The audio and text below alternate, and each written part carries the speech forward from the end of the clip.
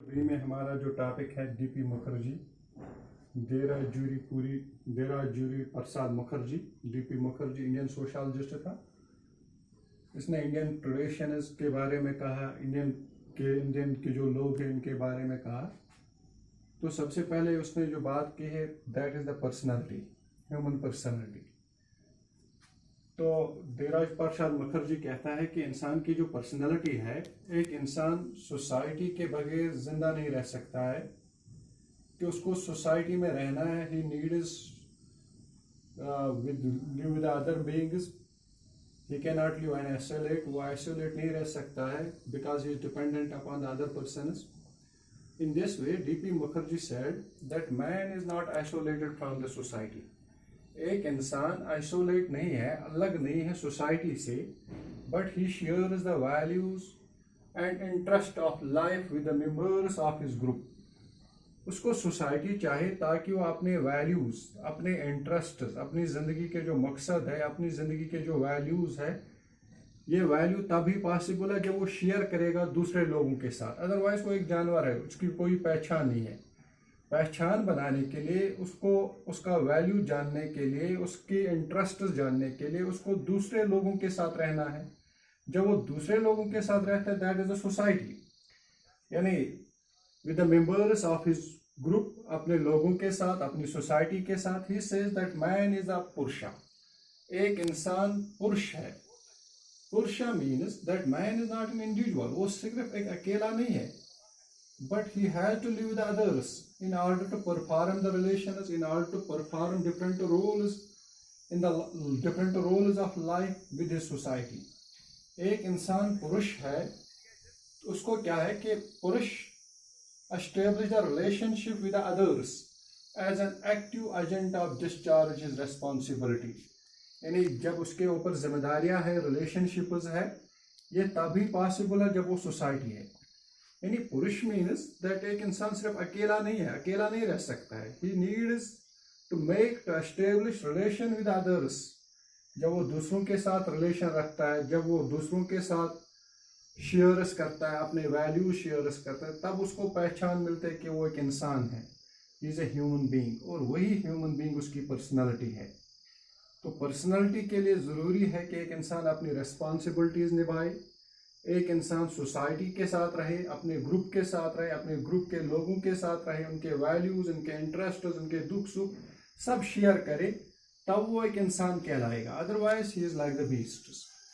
Then he says Indian tradition is a living tradition. DP Mukherjee कहता है कि Indian का जो ट्रेडिशन है ये एक लिविंग ट्रेडिशन है, ये वो ट्रेडिशन नहीं जो खत्म हुआ है।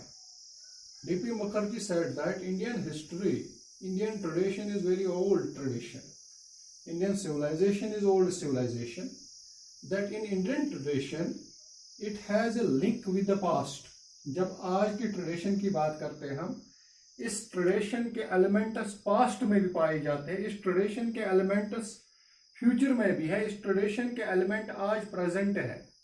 That means Indian tradition is a living tradition, means that the present tradition is composed of different elements, the different elements of the past, the elements of the medieval period, and the elements of the modern period. That is a living tradition.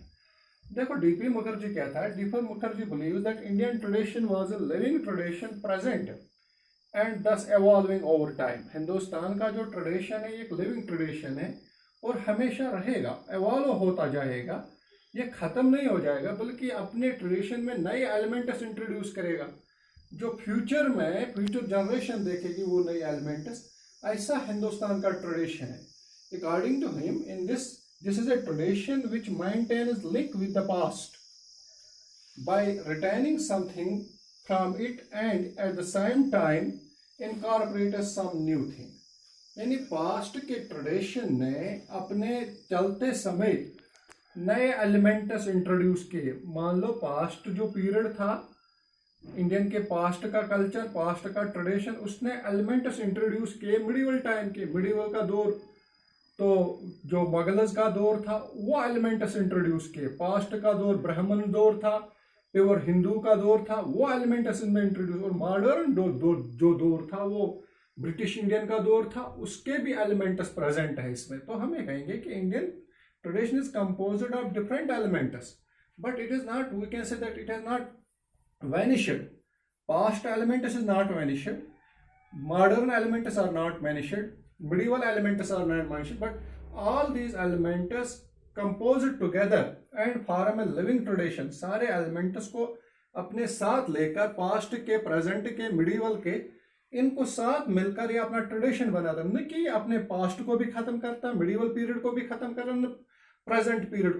तो ये like living tradition, that means this tradition it evolves over time and maintains a link with the past by retaining something from past के कुछ elements present at the same time incorporates new things, और साथ में अपने चलते समय नई चीज इंट्रोड्यूस किए। A living tradition thus includes some old elements but also some new one। यानी लिविंग ट्रेडिशन वो होता है जिसमें पास्ट के भी है, पास्ट एलिमेंट्स, पास्ट ट्रेडिशन, और साथ में नए नए एलिमेंट्स भी पाए जाते हैं।